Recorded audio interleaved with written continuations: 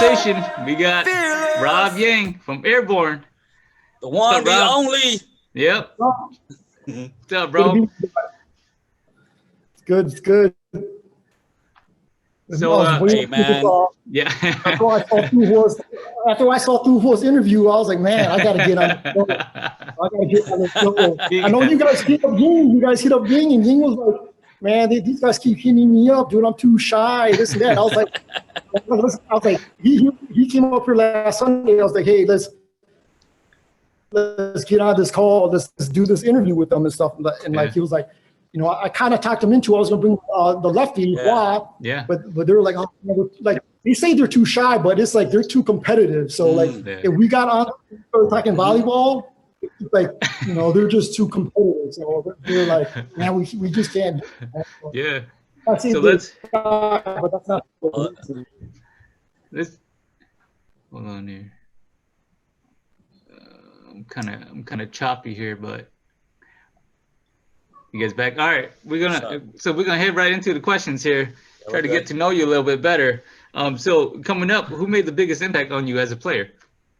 Man, like overall, it'd have to be my teammate Legend Cal, because that guy is like, you know, like we played so many good teams, and I think my perspective, we played the best teams. I played in the toughest era.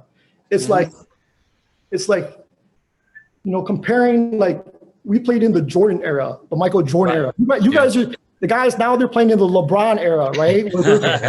No hand checks, no nothing, you know what I mean? So it's just kind of like where everybody's friends with each other, right? That's how they are now. It's like a social media thing, you know. That's my son plays now too. He's a beast. He's a lefty. But I tell him, I was like, you guys can't play against one another because you guys are all best friends. You guys are on Twitter. You guys are on Facebook. Like everybody on the other team. And like when we played, like we didn't talk to MUI. We didn't talk to, you know, the teams from Minneapolis. We didn't talk to the teams from Wisconsin because we wanted to beat them. You know what I mean? And that was kind of our mentality. It was like, it wasn't like, you know, a lot of people when they were like, oh yeah, Airborn, they're stuck up guys, this and that. Like, no, we wanted to beat you guys. So that's kind of like why we weren't like real friendly or whatever. But the people who didn't play, like our fans, the people that came and support us, like we're the best guys, we're the funniest guys, this and that. But like the guys that played against us, they would be like, they would hate us. You know what I mean? And that's just kind of how the two generations, like, so totally different. Right. You talking about your son? Who does he play for? My son right now, he plays for a team called Bounce. You know, but you know, they're a new team. You know, a little.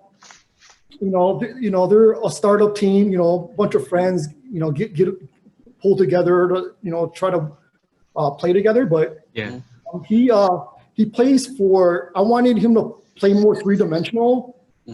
So he's, you know, so like last year he played for like the junior Olympic travel team. Okay. Kind of letting him play like with the, you know, with the Mika people to kind of like, because they're like three-dimensional, like with HVB, we're running middles, we're running shoots, this and that. And like when he's playing, he's hitting back roll. So he's, you know, all five positions, he's in the hitting position. If he's in backside up, as soon as the serve swings back to the serve position, getting ready to hit back roll, you know. So it's just kind of like, you know,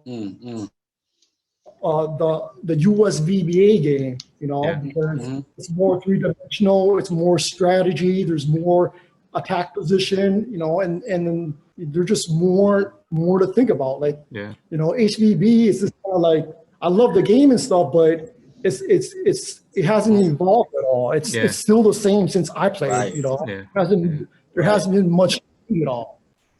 Let's talk about that. Let's talk about your early years. How'd you get started and everything?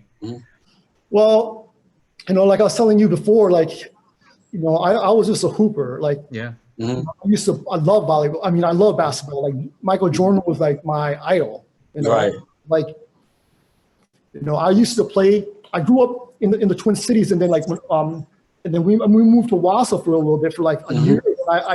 I was out in Stevens Point for like 2 years. Yeah. And, because when I was out there was no Hmong people out there yet. So Right. everybody, I was just friends with like white people, Yeah. So when we moved back to the Twin Cities, I really didn't click with Hmong people, you know what I mean? Because they're like, oh, this dude's different, because I was too recognized. They're like, oh, this is different. And I was like, oh, these guys, they don't want to be my friends or something. So I hung out with, and then the white people in the Twin Cities at that time, it was real racist.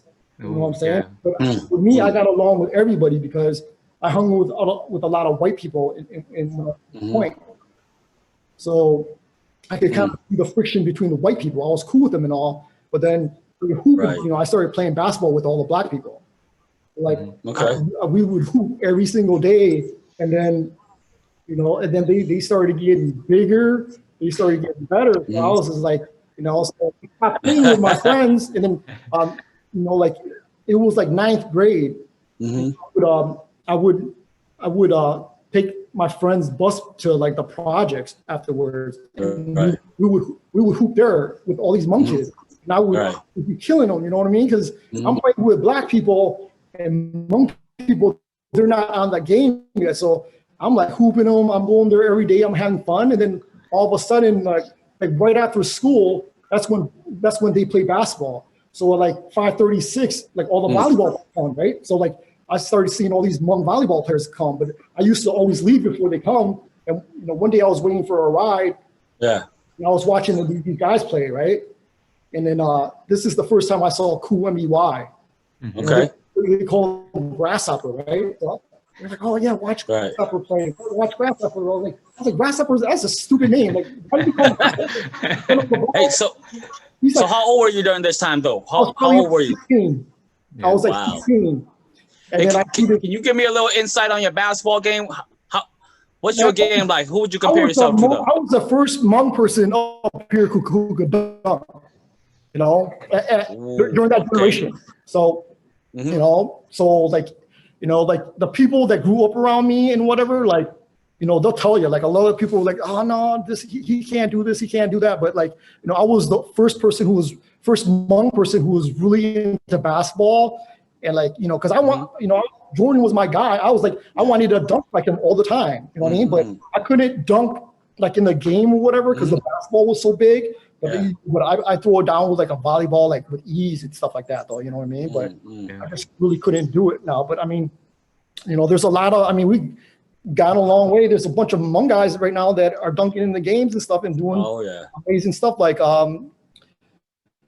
Shinobi with MDY and Justin with MDY. They're like, I'm like, that should be the team right there because you got 2 guys that dunk, right? I'm like, they should be dominating. You know what I mean? But like I said, I feel like the people nowadays are just too soft to me. You know what I mean? Volleyball wise, basketball, Justin, he's like an animal. He's aggressive. You know what I mean? But, But that's just kind of like my view on nowadays. I think I kind of see where you're coming from there. You know what I mean? I think that, like you mentioned in your earlier playing career, man, if I'm playing with Airborn, man, that's my team. I'm rolling with that team. You kind of see how this generation, they're more sociable, right? How everyone's connected and everyone kind of knows each other.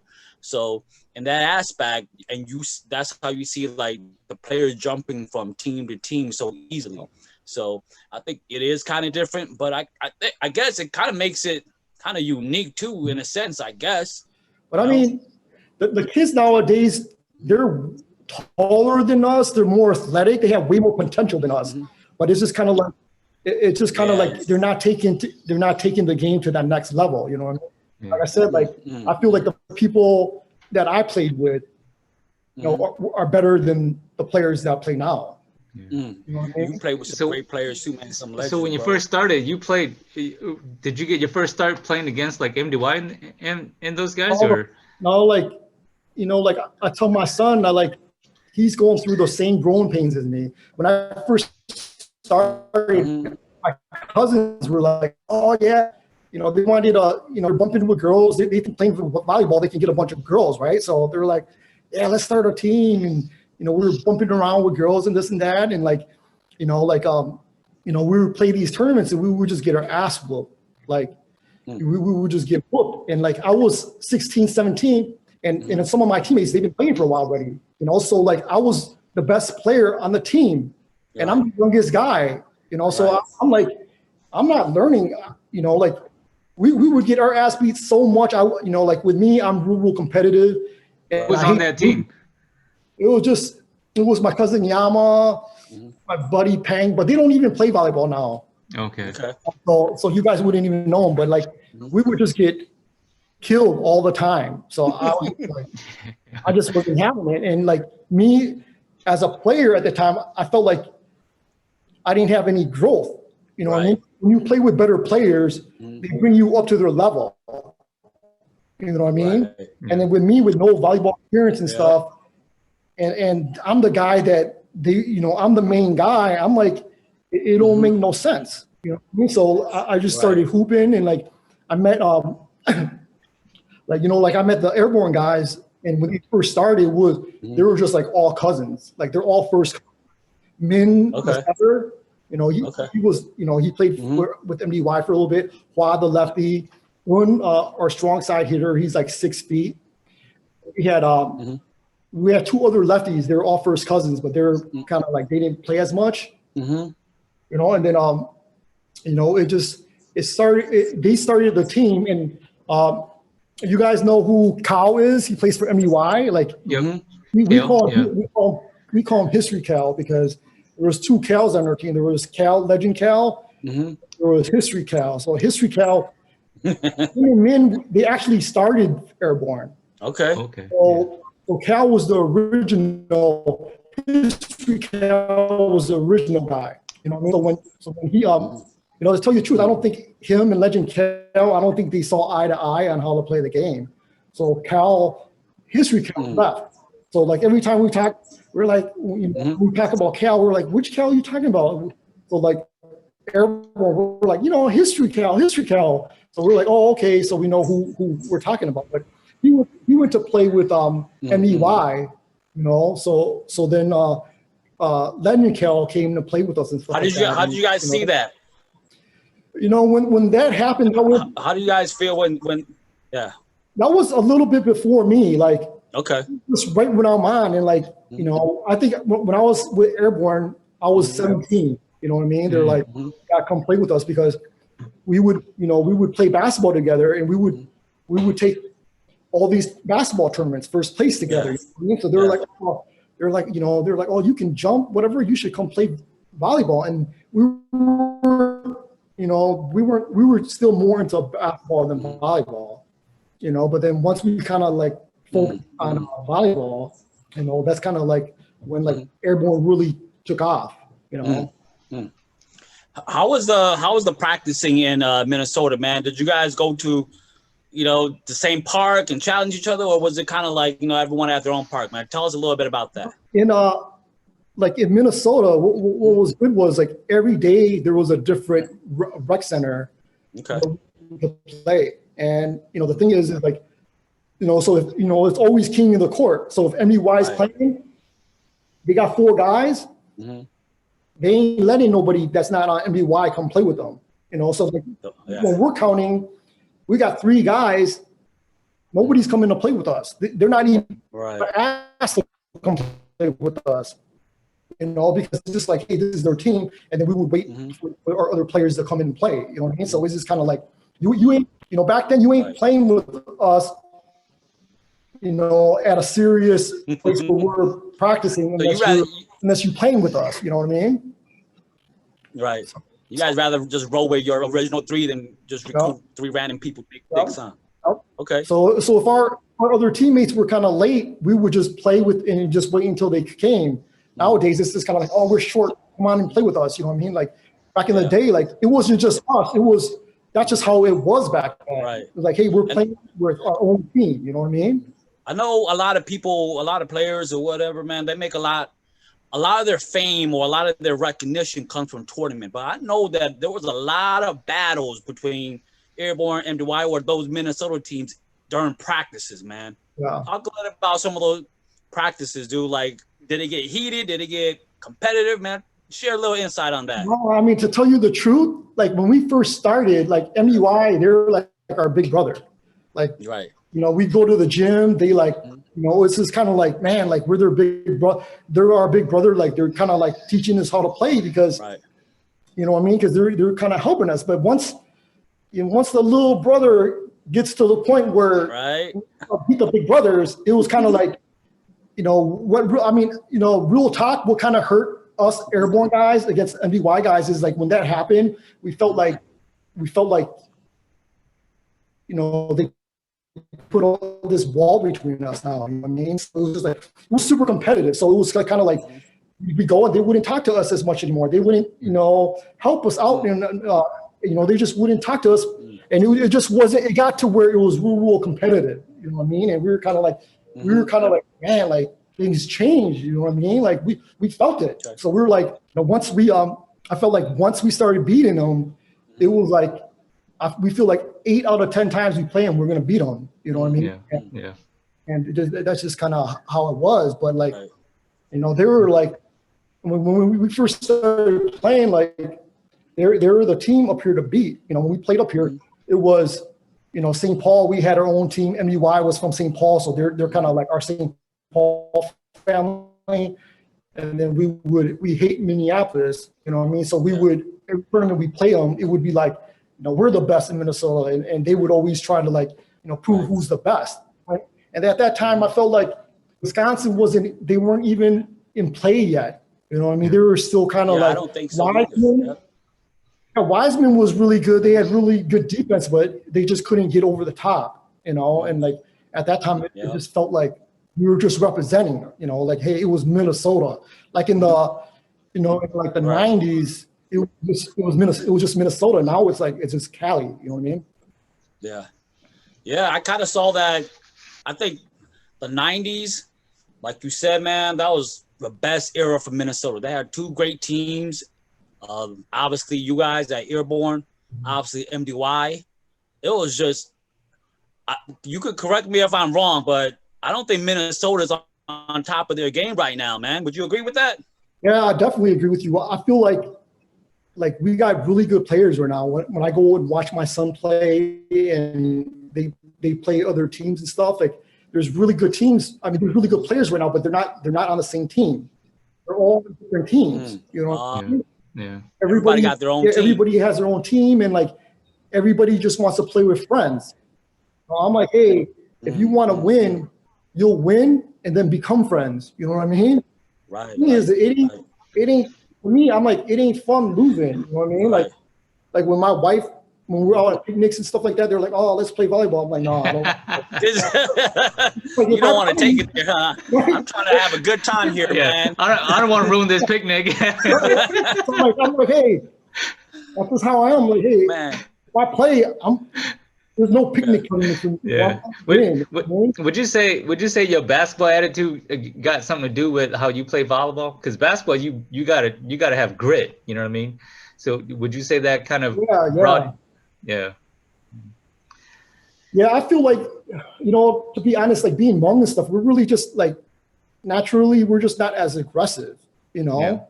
Compared to like, you know, compared to like Black people, like they're super aggressive, and that's kind of like I felt like I could have been a lot better at basketball if I was more aggressive. But it's just like you know, Asian people, it's just like, you know, when this bad things happen to us, like we just stay down, like we don't rise to occasion, right? And that's kind of like how I felt. But then once I started playing with Hmong people, like my mentality was just a lot different from theirs, because just hanging out with Black people, playing with Black people, it's just like my game mentality was just totally different. Yeah. Right. I hear what you're saying. Did you hoop in high school? No, I started hooping in like junior high and stuff like that, but like people that I grew up with, like the good basketball players didn't play high school. We played like at the Rex and stuff. Like we played we played in the hood. You know, we played. You know, we were playing for money. We were playing. You know, whatever. You know what I mean?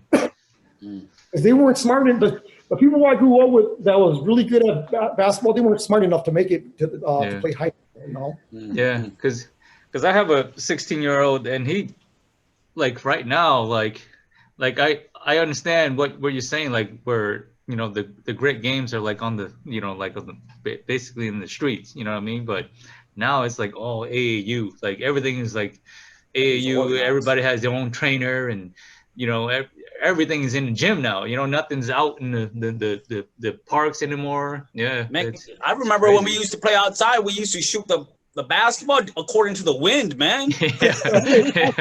Like, man, no, there's like no net, man. Because all the nets would get jacked and everything. Yeah.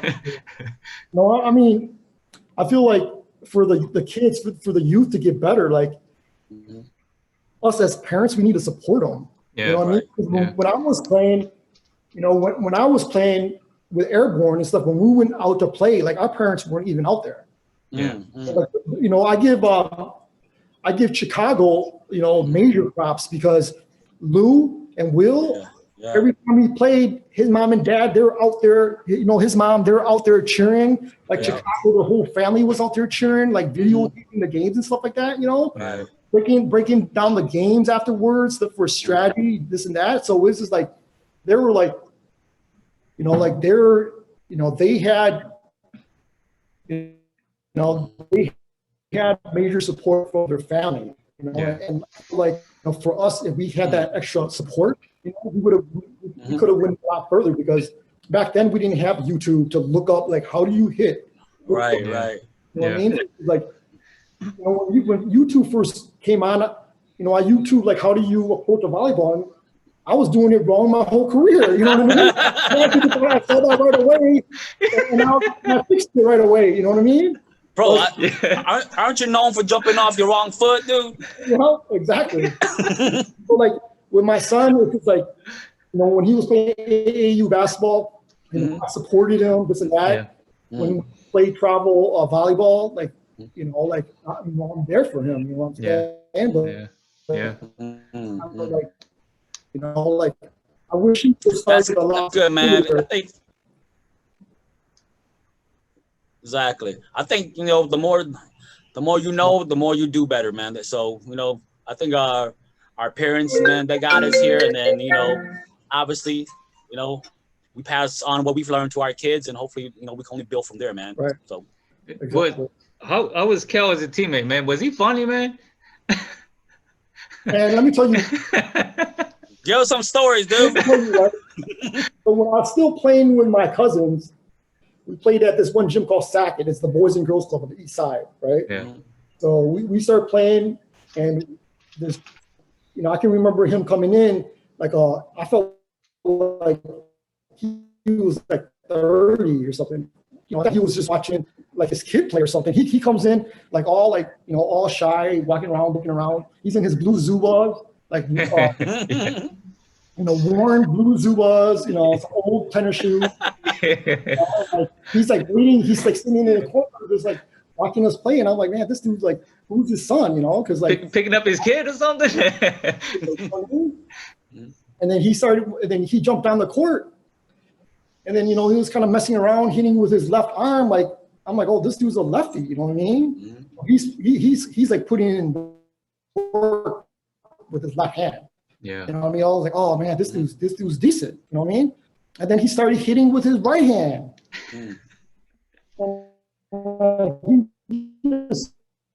He's just like,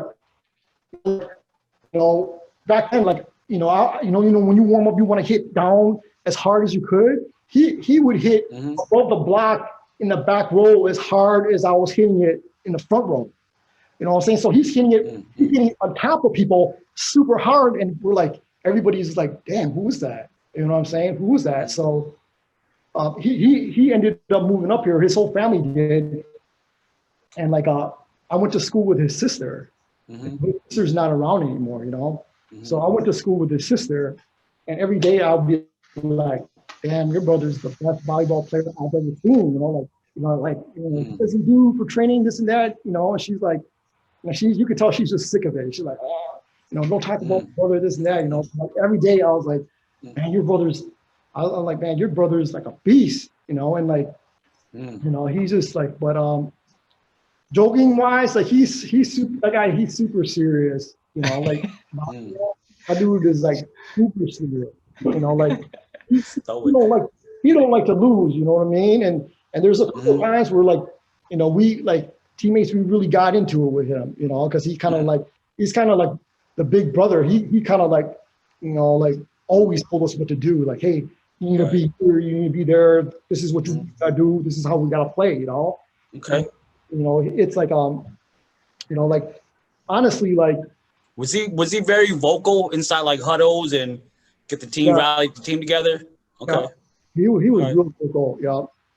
He was like I said, a lot of people they didn't like playing with him for how good he is, and if people don't want to play with him, you know what I mean? It's just because his you know his wanting to win so much, some people just can't handle it. He kind of had that. I don't know if you've seen the what is that called? The Last Dance. Yeah, remember with Jordan?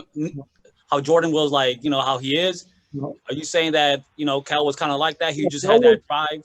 Kel was that dude, man. Like, and the thing too is like, you couldn't really say nothing to him because he was that good. You know what I mean? Like, he's my teammate and whatever. But you know, like I said, we played a lot of really good teams, and you know, there's only one or two guys that I feel like can play with him. You know. I remember when did he ever come at you like that? And how did you? And if he did, you know, how did you take? He kind of like with me. He was kind of like he kind of like put me under his wing because I felt like he knew how much I looked up to him, you know. And I think like later on when he felt like I was, you know, that I was pulling my weight, then. You know, he was kind of like, you know, he was at my ass, you know what I mean? Like, why'd you do this? Don't do that, block like this, you know what I mean? So it's just kind of like, I felt like once I gained his respect, he respected me enough to yell at me.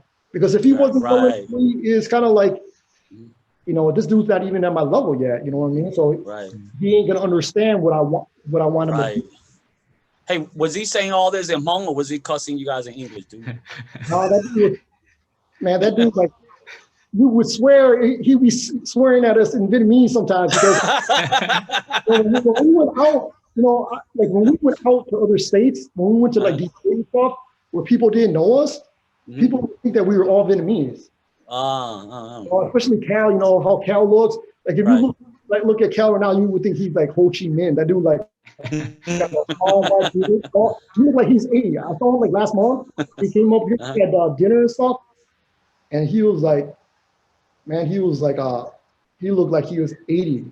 No, I swear to God, he looked like he was 80. And then my son found out that he was up here. He was like, Dad, how come you didn't let me go with you? Like, you know, I want to meet him, this and that. You know what I mean? I'm like, no, that's just Cal, you know. But in my son's eyes, he never seen him play. But in my son's eyes, everybody's like, Cal this, Cal that, Cal this and that, you know. So it's just kind of like, he wanted to meet the legend, you know what I mean?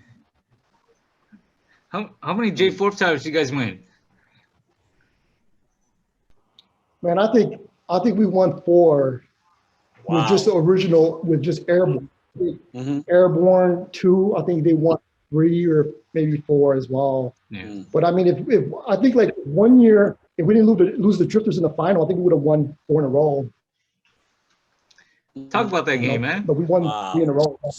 Straight up domination right there. Man, like, you know, dude, they had your guys' number in there. I saw the video on there. He uploaded. I think Lane uploaded. Man, they had your number on that day. I told Lane, I was like, "Why do you upload the only thing that you guys beat us?" I was like, "Upload all the other games." The thing was, is like we were just off that day because the tall white guy threw us off a lot because if you watch the video. You can tell like when he's hitting, he's not getting full contact on the ball. Right. You know, he's kind of like mishitting, like off hitting. So the speed of the ball wasn't coming to where the ball was coming. And you know, and he was so tall that sometimes he would hit above the blocks, but it wouldn't be like a hard hit where we were waiting for it. You know, so it would just go a little bit and just die.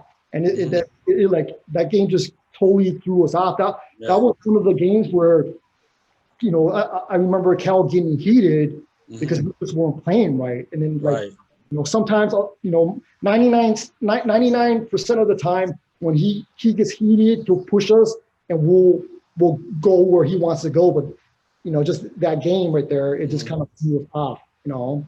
And, you know, like I said, I think with drifters, they might disagree, but like, I feel like 9 out of 10 times he played, we're going to beat him 9 times. It was just that 10. It was just that one time that they beat us and happened to be on one of the biggest stages, you know what I mean? And it was, you know, I hate Lane, you know, he talks so much trash, you know, my guy, and two, stuff like that. So, you know, they played great and stuff, and they totally deserve the win. But like I said, we were, we just were totally off. Like that big white guy, he just kind of threw us the whole game off. Yeah. Did you guys ever get a chance to avenge that loss against them? Did you guys meet up again? No, not that I remember. Not where it really counted. Not where it was like semi. I think we might have played them like during, you know, like during regular play and stuff like that. But, right. You can ask Lane guys. I don't think they ever beat us again. So. So those videos that he pulled up are the only victories. Yeah, so like, what's stuff is like, you know, back then we didn't have YouTube or whatever, and like, you know, a lot of times when people are recording, they're not gonna post up them getting beat by a team. You know what I mean? Yeah, right. When we won the July 4th, let's post it up, and it just happened to be where it was us losing. You know what I mean? So, right. And also, it's just kind of like who or whatever Airborne. You're like, really, you mainly see Airborne 2 more than you see us. Yeah.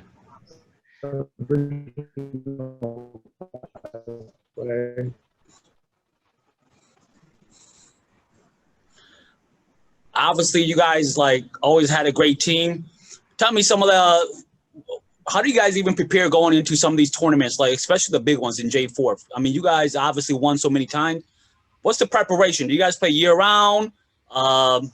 You know, just walk us through a little bit about how Airborne prepared for their season. I feel like when back then, like when we played every day. You know, it wasn't like nowadays when it's July 4th, you'll start playing real hard right before July 4th to get in shape and this and that. Like at that time, like all the teams, we played every single day. So it was like, you know, we had tournaments all the time as well. And like back then we were playing for trophies when I first started. Like right now we're playing for money. Like back then we would drive everywhere to play for trophies. Yeah. You know what I mean? We would go to Michigan had a couple big one, Wisconsin, this and that. Like we were just driving, spending our own money for the love of the game to play for a trophy. I remember one time, you know, we thought there was a tournament in Milwaukee. One of the older guys, they grabbed a cargo van. We jumped in the cargo van, drove all the way to Milwaukee, and they didn't even have a tournament. We had to drive back. So that's like, you know what I'm saying? That's kind of like that was before social media, man. Nobody knew. Before social media, it went word of mouth. Yeah, and I told those guys, you know, I was like, man, all we need to do is look at the Milwaukee directory, look for a Hmong guy's last name, and call him up, be like, hey, oh yeah, no, don't worry about it. There's a tournament. Milwaukee. No tournament, we drove all the way back, man. It's crazy. What did you do for training? Like for your jump and your swing and all that? Like with me, it was this kind of like, it was just from basketball. You know, when I first started playing, a little bit with my cousins and stuff, you know, I was really good friends with my high school gym teacher, and he was the girls' varsity volleyball coach. So he was kind of like, oh, you guys play volleyball? He was like, bring your team and scrimmage us, right? So he didn't think we could play at all. But we played, you know, we could play enough where we could bump, send, spike, and, you know, we would run all these different plays. And he was like, you know, like he was watching me jump and he was like, man, like the way you jump, you should hit one balls. But he was like, don't go up with the ball. The way how high you can jump before the setter touches the ball and have the setter push it to you. You know what I mean? So like, so once he told me that, like, that's kind of like how I played, you know what I mean? Where it kind of like, my game was kind of different because I would jump before the setter would touch the ball, and he would basically set me the ball while I'm in the air. And with that, it's just kind of like, it has to be a timing thing, you know what I mean? And it has to be a truck thing because I would, you know, I'm in the air, and then like, you know, a lot of times I won't, you know, you're not going to get like those super hard hits, right? Because a lot of times it's just kind of like you're just throwing the defense just off a little bit, right? To get a decent kill, you know what I mean? Yeah. But when I first started playing with my cousins, I was a 3-hitter, I was a 4-hitter. But then when I played with Airborn, they were like, no, you're not hitting those balls anymore. You're hitting one and you're hitting shoot, and that's what you're hitting, you know what I mean? So it's kind of like, you know, they hurt my feelings when I first got on. I'm like, those sets are pro Cal, yeah. Hey, you're all about that championship, though, man. All about that championship. Do what you got to do. So one, like, I don't. The 6-foot Vietnamese guy, he was killing the ball too. You know what I mean? Yeah. He couldn't pull that high, but he had really long arms, and like he was hitting over the top because we were playing. We had to be one of the tallest teams. You know what I mean? Back then, like we had to be one of the tallest teams. So you know that kind of gave me an advantage. You know. Do you think, talking about Airborn, do you think Airborn get enough credit just for, you know, you guys moving the game forward? And do you feel like Airborn get enough credit for what you guys did?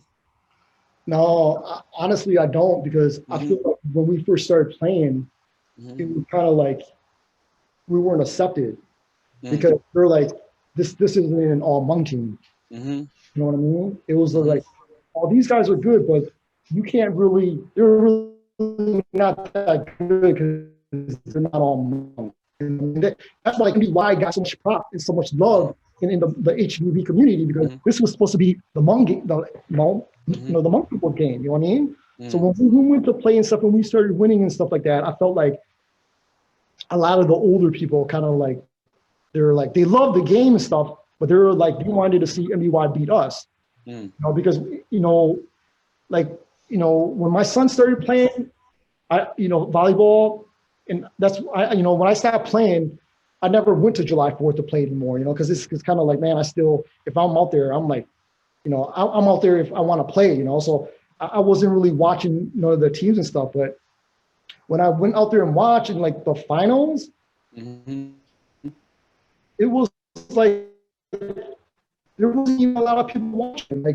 Even when we played NEY at the July 4th, even if it wasn't a final, it would be like the crowd would be like 20, 30 rows deep. People up on the hill, like packed, wanting to watch us play. You know what I mean? You know, so it was like it was crazy. You know, like we couldn't even move going for the ball at all because it was just so packed.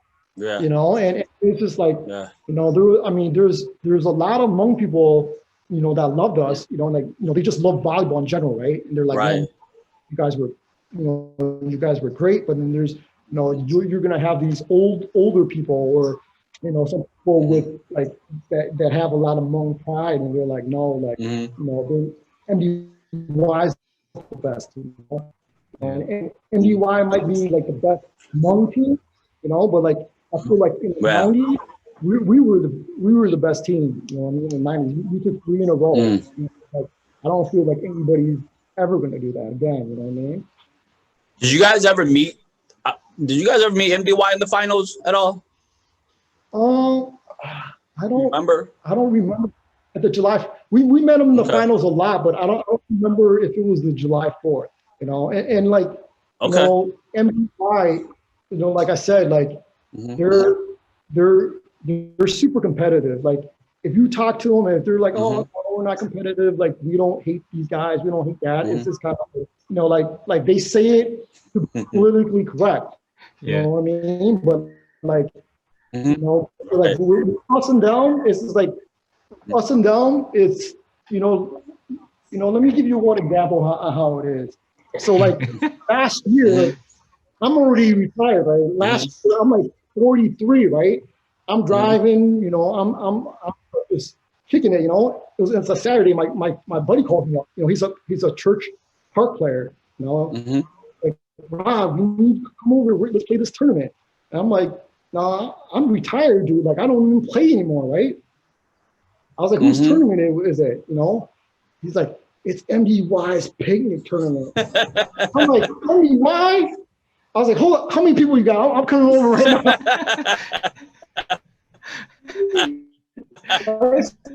So me, I mean, my son. It's like that. Yeah, so he just started playing. And then I'm playing with these 3 park guys. And one guy like leaves early, goes home early, and like we're playing. Like I'm like, hey, if MUY, I'm playing. You know what I mean? So like we ended up winning. We beat you know, like his son-in-law and his 2 sons and stuff like that. Like we ended up beating him. And like we're going there and going to get the trophy and stuff, right? And then Thupo was there, and he's kind of been drinking a lot and stuff like that. And then he's like, you know, so this is like, you know, we're just kind of talking. He's talking about the old days, this and that and stuff like that. But you know, one thing was like when he said that, like, when he trained men on how to play, he told me that a lot of Hmong people were mad at him because they're like, "You're such a good setter. How come you didn't pass that to a Hmong person?" You know what I mean? And like, you know, and I felt like he thought a lot about that. You know what I mean? I mean, at the time when he's training men, like he grew up right next to the project, so when they played at the projects, he would run there and he would play with all the people in the projects, you know what I mean? So he was kind of like as close to being adopted by Hmong people as anybody. All his best friends were Hmong. So, so I felt like, you know, I think Thuho at that time was like, he didn't see nothing wrong with it. But afterwards, where he's getting all this backlash, I feel like that's kind of where he gave him pause. You know what I mean? Wow. I've never even seen that, man. See, that's why we gotta have you on here, dude. Give the backstory of the backstory, man. That's what it's all about, dude. Man. Yeah, I mean, like MDY. Man, I can't believe MDY made you come out of retirement like that, dude. I mean, like with MDY, like those guys were like we're all super competitive. You know what I mean? Right. You know, we're all super competitive, and like, you know, to tell you the truth, like sometimes when we bump into each other, we still kind of like, we still kind of feel like we're on the court. You know what I mean? Like, you know what I mean? So kind of like whatever. But this is like, you know, but you know, like I wasn't really close to a lot of the guys at MBY, but like like, you know, like that guy was, you know, the best player on MBY hands down. You know what I mean? Like, and he was super too, man. Like, you know, back when we were growing up, he played high school ball. You know, I think he played a little bit of college ball too. And man, he could dribble, and he was like the Asian Steph Curry back then, man. He could shoot his ass off. Yeah, I didn't know that. Wow. Dude, like, he's like, he was like the guy at MBY that, you know, was high, you know what I mean? Like, we knew, like, even though he's short, like, he was so smart. Like, if it's a tight ball, you know, we were bigger than him, he would use us. Or he would use us so much that, like, we're like, oh, he's going to use us this time. Ball comes up, we hit it straight down. You know what I mean? Like, he's so quick. He's so quick. You know what I mean? With MBY, like, through what's that, like, they're quick balls. You know, they're quick balls. It's like Thuho is such a great setter because his sets, it's all placement. Because especially with older guys, when they jump, they only have a smaller window to hit the ball. You know what I mean? With bigger guys that can jump higher, like our strike zone is a little bigger, so the ball doesn't have to be there. We can help it out. But like, you know, just with what they could do, with you know, with their height and stuff, and man, they were like, you know, they're amazing. You know what I mean? Like, yeah, they were. Just, you know, but the thing is like when I played a couple times with Thuho, you know, just like warming up and stuff like that, but his balls were too quick for me. Like you have to have good timing with Duhua because his balls are so quick. And I feel like with Min, he's taller and he has bigger hands. So when he sets, the ball floats more. Right. Yeah. I've seen that too. I think, yeah, definitely. I've seen the difference too. Both great setters, obviously. But it does look like Min, he's a little bit taller and it does come out a little bit more. It might come out the same speed, but it just looks a little like slower. Yeah, it looks slower and it looks like there's less spin on it and whatever because it's he can catch it a little more. And then I feel like Buddha, he's like the mixture of both of them. Yeah. He's like, Min, he has good hands, but he wasn't as athletic because to tell you the truth, like Airborn, we suck at passing. Our defense and our passing sucked. Like our defense was a really good blocking scheme. You know what I mean? It was just a really good blocking scheme because we were so tall back then. We would just block and force the hitter to hit to the open spot. I remember Cal would be like, look, just sit right here. The ball's gonna come to you. And like, and when they hit on the other side, when the set came up, if they didn't hit it in that open spot, Cal would stuff them. And if they were smart enough to see the open spot and like hit, we would just be waiting there for him. You know what I mean? So it's just like it was just our blocking scheme, you know what I mean? Like we just had a really good blocking scheme and we were just so tall that we could outblock a lot of teams. I noticed on a few videos you guys ran like you guys had like the setter kind of shadow where the set was going. So like the setter was basically getting all the short, and you guys had like basically just two guys that's in the back row playing defense plus the other guy that's transitioning out. Well, how'd you guys come up with that system? No, so when I was playing, so when we went to play with the high school coach, he kind of like we played the W, right? He was like, no, he was like, you guys shouldn't be playing the W. He was like, the W is a woman's game. You guys need to play the V. I mean, so when we started playing the V, the middle back, he would take all the deep angles and stuff. And then like the two guys in the back row, they would just play, they would just learn how to flip or go for the dink and stuff like that. So that's kind of like how our defense was and stuff like that back then. Yeah. Like I remember I think when we were playing high school, we kind of ran the same defense too, where the setter or whoever would just cover all the shorts. But the thing was, you got to have some big blocks up there, though. Yeah. That big block makes a difference. I remember when I played high school in Appleton here, there was a team that ran like that, and I had a lot of trouble because the block was really big, you know what I mean? So I always had a tendency to dink, and whenever I dinked it, that setter was always right there to pick it up. Yeah. Hey, can you talk about your guys' first title? Like what year was it? What team did you guys play, and what was your mindset going into the first finals? It was 93. Yeah. And like 93, I was just 17. So it was like my first year with them, and like I didn't even get to play. It was like. How many players you guys had on the bench though? Like, were you guys always deep like that? That year I was probably the like one or two on the bench only. You know what I mean? So like I was like a baby. They're like, yeah, we're gonna train you in. You're not playing, whatever. Not ready yet, right? I'm not ready yet. But we played at Fort Snelling in the Twin Cities, right next to the airport, and it was crazy because there's a highway that goes right next to the airport, and all the Hmong people were parking right on the highway. They're like, we don't care, right? We're like, hey, we want a good parking spot. We're parking right on the highway. So I remember the cops and stuff had to come, and they couldn't get the cars off the highway and stuff, and like a bunch of people were late to the airport. But we played. I don't know if you guys remember this team, this Lao team called Bad Boys.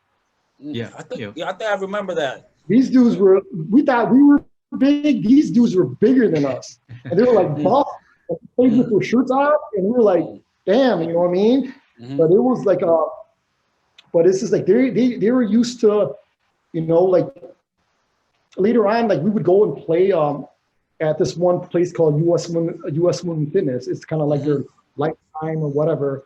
And that's where all the USVBA, double B, A, double A's will come up play, you know what I mean? And that's where those guys play. And also they're like pounding the ball like crazy too. But like I said, it's like, the Hmong game at the time were much cleaner, and they, they got hold with a lot of lines and this and that. But it just, it was just, we just had a hard time. What did you guys do after that first J4 win, man? You guys had a barbecue the week after? What's up? What did you guys do afterwards? Man, with Airborn, like, we always go out to eat and whatever. Like, even when they started, when we started winning money, we weren't giving money out to nobody. We were like, hey, this money for, at that time it was called Village Walk. It was like the best Chinese restaurant. Like, hey, whatever we win, we're spending it at Village Walk. Everybody's eating. We would invite our fans, friends, whatever, and we would just all, just kick it and just have a good time, Big time. Did you guys make it out to a lot of the Wisconsin tournament during the height of your guys' career? Yeah, like I think it was probably '96. Like when we went to California to play, like that whole year, for 12 to 14 months, we played like tournaments like a few times every month, and like that span of time, like we didn't lose any tournaments. We took every single tournament that played that year, and then we went to California. Cal used to play with legends, so he was like, "Hey, man, we need to go play. We need to go play." Like we did it all. We took it in Michigan. We took it in. We took all the big tournaments, Wisconsin, Minnesota. Like nobody, no Minnesota teams gone to California and won, in the big tournament in Fresno. Like MBY won a couple of times and they never won, So Cal was like, okay, let's go. And then a couple, like we only had 5 guys because 4 guys had to go to work. So we went a week early. There was a tournament in Merced. So like, when I got down there, I was like super sick because of the weather and stuff like that. So I was super sick. We ended up going to the tournament, and like, man, like, they were like hitting the ball, and it sounds like a basketball, like, oh, you're drilling a basketball. I'm like, what the heck, And then like we start playing, they give us the game ball to start playing, and the volleyballs that they use is as hard as a basketball. And they're like hitting at us. We're like, how like time you start playing, we get all bruised up and stuff like that. So like, so they were like, because we had just won the July 4th, and we came up and we were like, man, who are these guys? These guys are garbage. I mean, we only had and this was when Buddha was setting for us, and he was like, man, you guys are garbage. And I remember Cal, he wanted to represent, He's like mad as hell. Like, what are you guys doing? This and that. Like, but we just couldn't pass the ball. I mean, they're playing with basketball. And that's when I understood that when California guys, when they come up here and we play with light balls, when they hit the ball, like they're pounding the ball, used to hitting that rock. You know what I mean? And like when we went down there, I never thought of it like that. No, yeah, it was like, man, like that whole week we were all sore, and like we stayed at his Cal's old teammate's house long, and he was just giving us shit. You guys can't do nothing with California. You guys stay up in Minnesota, this and that. And I'm like, we're feeling bad as hell. We're like, man, we thought we were shit. We were like, hey, we just won 12 to 14 months straight, never lost. Come down here. We're like, hey, we're gonna win it. We're gonna like, because in our mind, we're like, people are still thinking that MBY is the team. MBY is the best team. So if we won July 4th, if we win the big tournament that they didn't win, that's going to put us on top. I mean? Like, we don't care what nobody says, Right. They put us on top. But when we went to Fresno, the big tournament, they're playing and they're killing the ball and stuff like that. And we were kind of like, damn, like, we were kind of like, man, this is going to be tough, So you say, excuse me, but you say you guys rode with 5 guys. Who were the 5 guys you guys rode with, anyways, out there?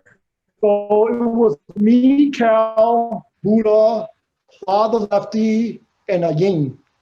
So we went down there with stuff. And then so before we hit the big Fresno tournament, we called Dun, our 6-foot guy. We're like, hey, bro, you need to fucking work, fly your ass down here. You know what I mean? And like, so he down there, we were like, we just got our ass whooped. You know what I mean? Like we got to represent Minnesota because it was just all like when we were down there, it was basically a Minnesota against Cali. You know what I mean? Like we needed to represent. You know? If we lost, we needed to like have a good show. You know what I mean? So he ended up flying down and stuff, and then like so at that time when I flew down before we even flew down to California. You know, like I was broke at that time, so I was like, man, I'm just gonna buy a one-way ticket because we're gonna win, and you got money and buy my ticket back, right? So we were out. So after we lost the first tournament, like my aunt and uncle lived down there. I was like, hey, auntie, man, I don't have any money for a ticket back. You were like, damn, I'm making my own plan B just in case. I need some money to get some tickets because I was like, man, it was just different, you know? Yeah. When we went and we played, like it was like we had a lot of love in Cali. We went down there. They knew that we just won the July 4th that year. And did they know you guys? Yeah, they knew you guys, right? They didn't know what because of Cal. They knew Cal and they knew Airborn, you know. Okay. It was like they were real cool, and they were like, before the tournament even started, they were like, yeah, we're gonna have Cali's MVPs, you know, the top Cali players play, and we're gonna have one game against Airborn, you know what I mean, to just welcome you guys to Cali and this and that. And like, you know, when we played, we just killed them because we were a team, you know what I mean. They were just pulling guys, you know what I mean? So like they didn't know how to play with each other or whatever, but it was basically the all-star game against Airborne and stuff like that. So, you know, kind of broke us in, and they were kind of like, we're going to even let you guys play with Minnesota balls, nice soft balls, you know? So they were like, okay. So like, you know, so that tournament we started playing with, you know, the softer balls and stuff. They were still kind of hard, but we started playing with the softer balls and stuff like that. I remember it was crazy because like I've never seen this before, but every time we played, like people are gambling on the side. Cal was out there, hey, who's betting against us? Like he's taking money, stuff like that. I'm like, you don't see that. You don't see that. You know what I mean? So they're like, he's on the side taking bets and stuff like that. You know, and man, the final, like I saw like thousands of play. In the finals, we played last team in the final. Him and his 3 or 4 brothers. Yeah. And like we met him in the finals, and Cal was like, "This is the best." You know, Cal was like, "This is the best team in Cal." Yeah, Ravens. Yeah. You know, so we played them, and we were like, "It was like this is the best team in Cali." You know, like we flew all the way here. This is what we flew down for. You know, we gotta play the best. You know what I mean? So we played down and stuff. And I remember when we first started, they give the ball to La all the time. And like Cal stuffed him like 2 or 3 times in a row. And then La came up, he was like, "Cal, you're not touching my ball no more." Right? And like everybody was like, shit, like, you know, he just stuffed him like 2 times in a row, like, you know, and we were like, everybody was like, damn, like, and then after that, Cal didn't touch his ball at all. He was like, you know, like he hit like 4 or 5 balls straight down on Cal.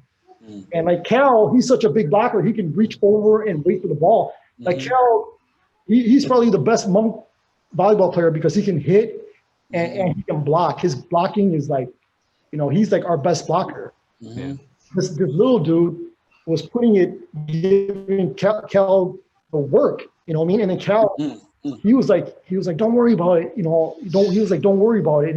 And he just kept on killing it. And then we were like, Cal, man, like it ain't working. Like you got pride, but you can't block him. So for Cal, I was like, hey, you need to just block block his line shot. Because he can hit line or cross like anything, you know what I mean? Yeah. I was like, just block his cross, block his line shot, and we were just waiting because he's so smart that he's so smart that he's just hitting where it's open. And then once we figure that out, like we were picking them up like crazy, but like it just happened that like that tournament, like in the finals, like none of my teammates could like put the ball away at all. Also, like you know, what I want to say about what made Airborn so great is like I feel like any one of us could go on another team and be the starter. You know, like all 5 hitters. You know, like if Cal went, you know Cal, he could be the main guy. If Thun went to another team, he's the hitter. If the lefty went, he's the main hitter. Like if I went, I'm the main hitter. You know what I mean? Because there's a lot of times where Airborne couldn't make it, and we would just go play with other teams, and we would always be the main hitter. You know, so like most of the time, most of the tournaments would be like, you know, Ying, one year Ying was like the animal of the J4. Cal would be, you know, the guy, the lefty would be the guy. And it just happened that year in Cali, they couldn't block me at all. And they were, you know, my other teammates couldn't do anything.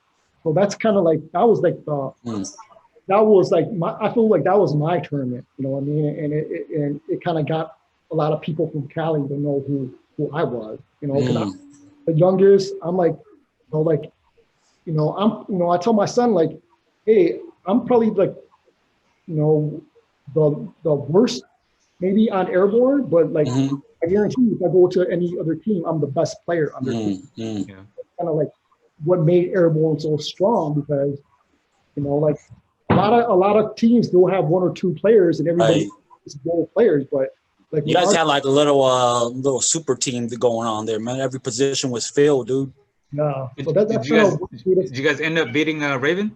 Yeah. So we ended up beating Ravens, and then I remember it was like, you know, we got into it because a lot of the California dudes were like, because it started to drizzle a little bit, right? And they're like, the only reason you guys beat them was because it was drizzling. And I'm like, oh, you guys still didn't get any love. We played in the same weather. Yeah, you know? Right.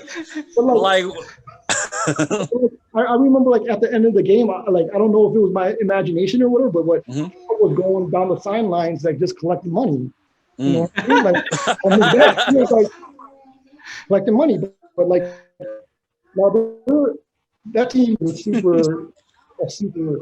You know, that team was like one of the hardest, probably the hardest team that we've ever played. Yeah. Wow. Because I heard, I don't know if this is true or not, but I heard that that guy's and the guy's dad played in like the Lao Olympics or whatever. He was one of the players or something. So like, oh really? All his kids how to play. You know what I mean? And you can tell like how they played, like their mechanics, their footwork, their fundamentals. You could tell that they were way more advanced. They're just well schooled. Yeah. They're just way more advanced than anybody else that we played. Damn.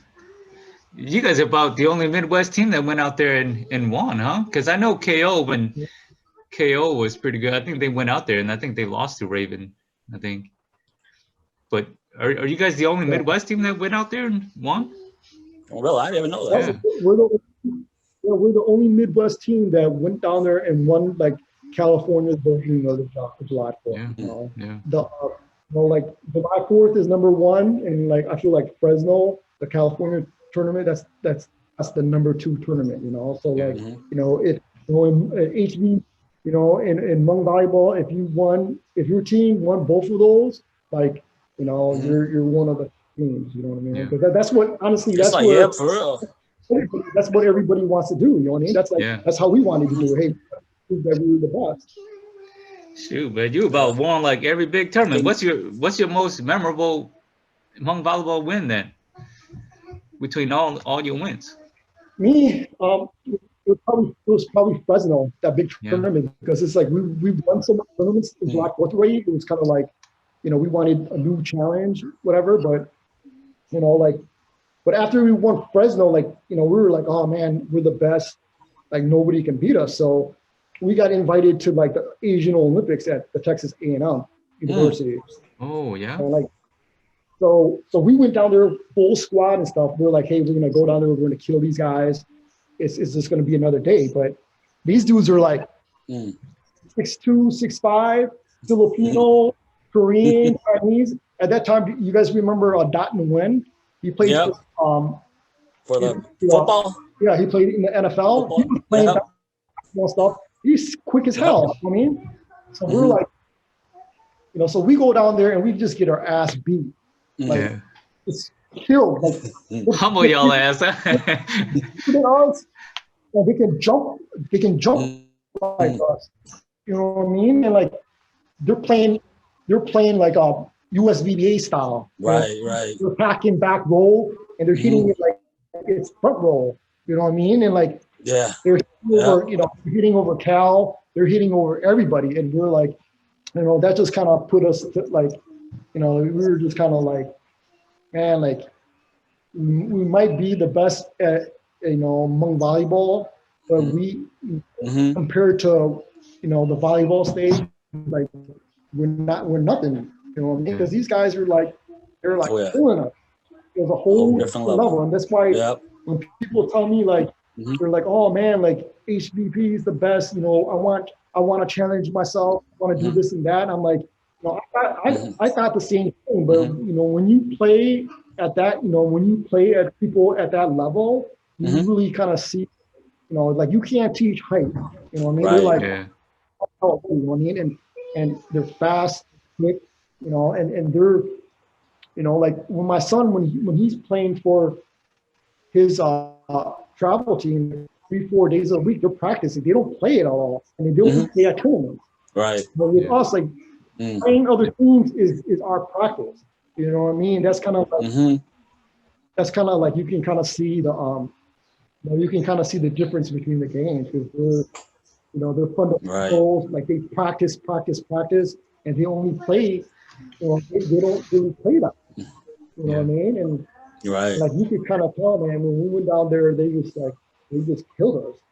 So like if you're a top HVB player and if you want to challenge yourself, play travel volleyball for the youth, to go to that next level. Play these USVBA tournaments like the double B, the B A, like they have like that big grass tournament, a boat tournament in Oshkosh. Play those tournaments, you know what I mean? And you will really appreciate like how good these players are. You know what I mean? And it's just kind of like that just brought us down there. Yeah. All right, we're gonna move on to some quick hitters, man. You ready? All right. 5 players. Here we go. 5 players of teams that you hated to play against. Let me see. I wrote this down. This guy. So 5 players. Like I'm not ranking whatever, but MBY. Like mentally, like mentally strong, quick, super smart. Right. And then one guy that I hated, but I don't think you guys even know him. His name is Tufu. He used to be like a backup center in MBY. He's like 4'5", 5'2", 5'3". Okay. If he was taller, he'd probably be one of the top setters because he has such great hands. But we went to the park and when we were playing against MBY, when he's setting, like I would jump up because he's 5'2". I would jump. I don't see nobody, and then I hit it straight down, and he table top blocked me like crazy. He's table topping.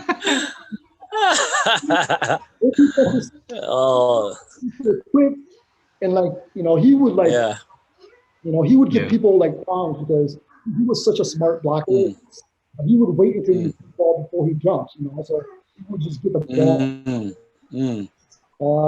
So it's Ma Tufu, and then it's the lefty, the Ravens, John. And then you guys remember he used to play with Airborn. He was a Lao guy, and he's like a gambler. I remember when I go and play, anybody would go play, we would remember not to bring any money because he gonna take it.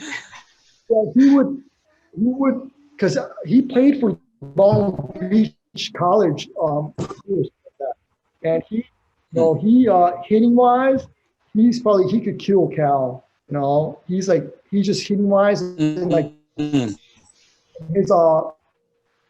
mentality is always the hustle. You know, so like he would go to the park and play 1-on-5, and he would. Dang. Really? One of the I hated to play the most was because is Fly from Drifters. Oh, okay. Yeah. The thing is he played the one ball too, so he hit the same ball as me, but with him he had a lot of wrist action, so he could like. Yeah, he did. Like, he'd be super hard to block, and his super hard to too. So Fly was one of the hardest guys that we knew. That's a tough list right there. Yeah. Dude. Well, 5 players, past or present, that you would love to play with that you never had a chance to play with. Yeah. So there was a over 35 tournament up here in Minnesota. It was like 2 years ago. And I played like a bunch of people pulled me to play with them, and it was I played with this dude named Cal from KO. Okay. Oh, Kale? Yeah. With Fusu. I played with Bo. Oh, yeah. MVP. Yeah, so people were like, man, like with you guys, people were like, man, with your team, you guys won so many July 4th with you guys. You know what I mean? Yeah. So, a lot of championship in that. If I would have got to play with those guys when I was younger, like, I could tell, at our age, like Fusu, he still plays like he's a kid. Yeah. He's still real good, but with Bo was such a smart player, a smart setter, that when we were playing, we kind of placed the ball like he would give me one ball, and I'm used to one ball inside, and he would push it a little further out. I'm like, dude, push the ball in. He was like, no, like the defense is you're playing you straight up. I'm pushing it a little out, but you have an opening and stuff like that. So he's just like, Bo just real smart, really, real good touch. So I would play with Cal from KO, Bo, and then there's this guy named Burley. He's a lot of shit. He used to play for Zero Gravity in Minneapolis. Okay. He was like, yeah, I would, if we played, I would stuff you back in my heyday, this and that. I want to just play with him. How good he is. You know what I mean? He's like, oh yeah, like and it's like, I only played from 93 to 99. So like my year wasn't long. So I told him, I was like, who are you? Like, I don't even know you. Like, did you play volleyball? He was like, oh yeah, my prime was after you already retired. I was like, okay. So I mean, we've been playing a lot of at the open gym and stuff together. And then like my last player that I wish I could play with is my son. Like he's like 5'11", 6 feet.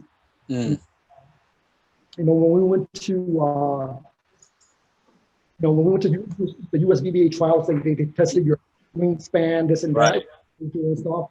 And like we didn't know they were gonna test all that, So like, he wasn't in like his shorts and stuff, and like I remember like his high point. They were like, hey, if you want to play college ball, you gotta hit 11 feet. You gotta be 11 feet. And I'm like, 11 feet, damn, that's high. You know what I mean? So my son warms up a little bit, and he jumps up and he touches like 10-9.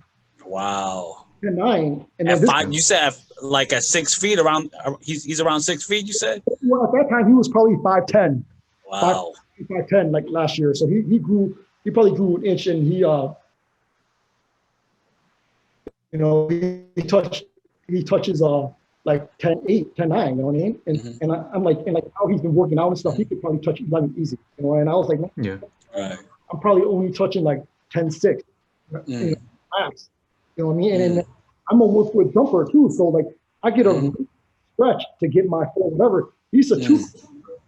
Wow. And he just jumps up, and like, he's been working out. He probably gained 5 to 10 pounds of muscle. Yeah. He's like videotaping him jumping over people's heads and stuff like that. So like, he's like, if he's on the right team and stuff like that, But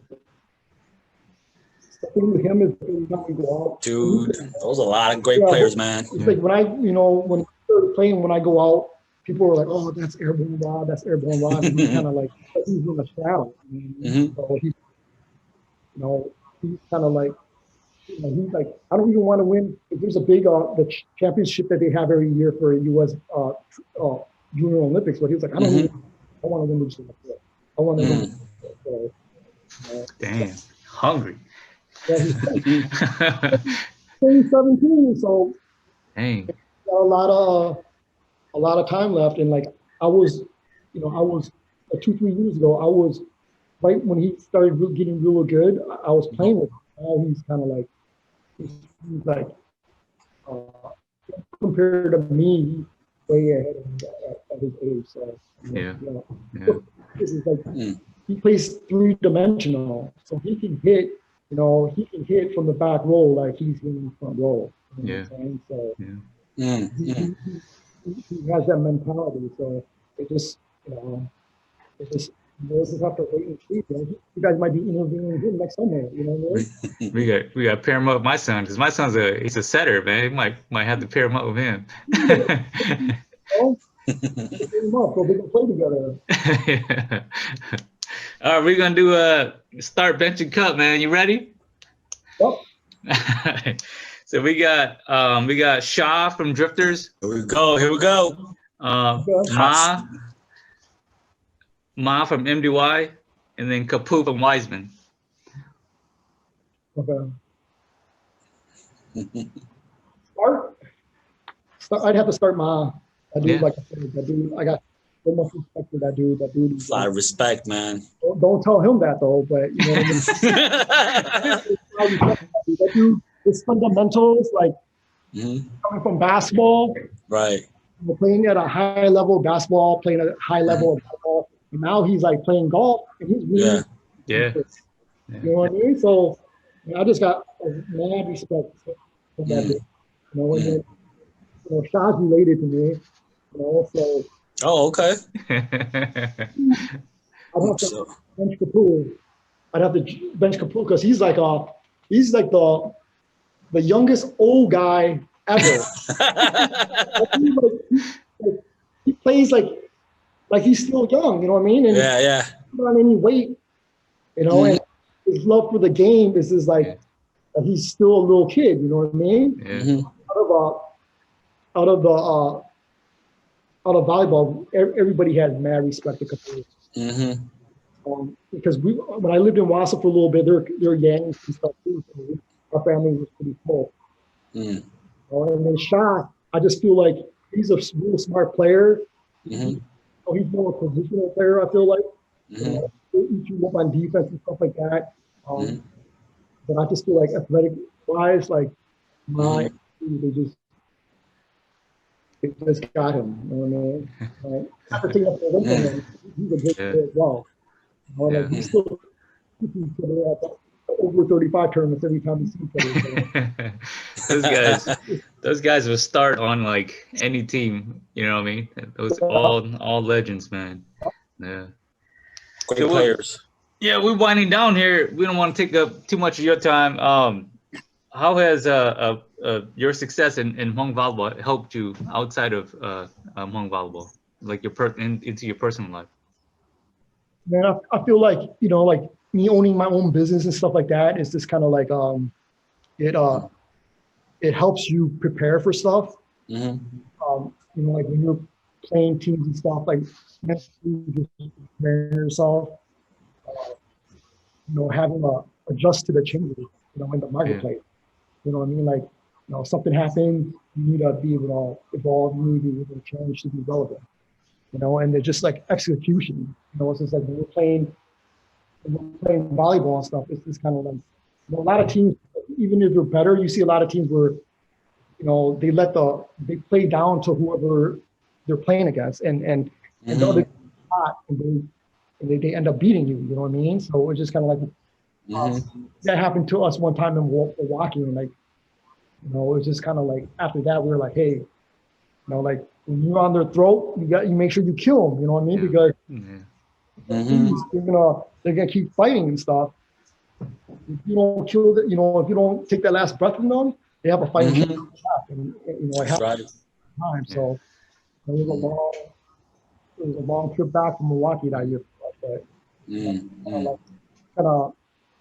just taking that from the game, and they're just kind of like, moving that over to real life.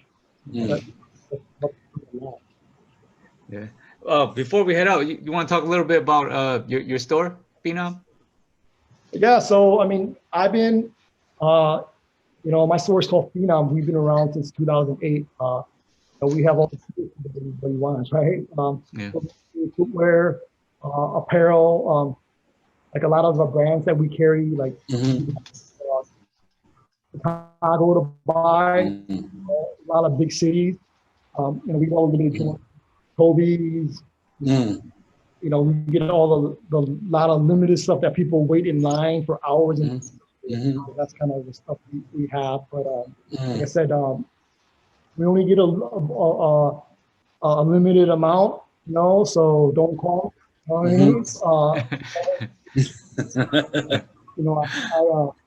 I let my manager turn everybody down. I'm like, hey, I'm kind of. All right, hey, just as long as we go on record, man, we got first dibs, man. Panging me, dude, on everything, bro. I'm just playing around. I had a custom Air Jordan 1. I had a buddy of mine. He made a Hmong-American Air Jordan 1 that we customized. And if you look up, you go to Sneaker News and look at Hmong Air Jordan 1. Like they did a big story on the shoe and stuff, and it was like that was for all the Hmong people out there, that we were hoping to give that shoe to a Sterling brand and for them to officially make that shoe for us. So I'm hoping that they can sell it to they can sell it. They have Chinese Air Jordan 1. Air Jordan, so it's just like I have a Hmong Air Force 1, a Hmong Air Jordan 1. You know what I mean? Well, there you have, man. The man, the myth, the legend, the very candid Rob Yang, Phenom. Check him out there too, man, dude. You just gave us a whole bunch of insight, man. I'm glad that you came on and to share the journey. I appreciate you guys giving me the time. Yeah. That's dope, bro. If you want to stick around, we go over some logistics. But man, thanks for your time. Man, bunch of insight. Airborne legend. You already know.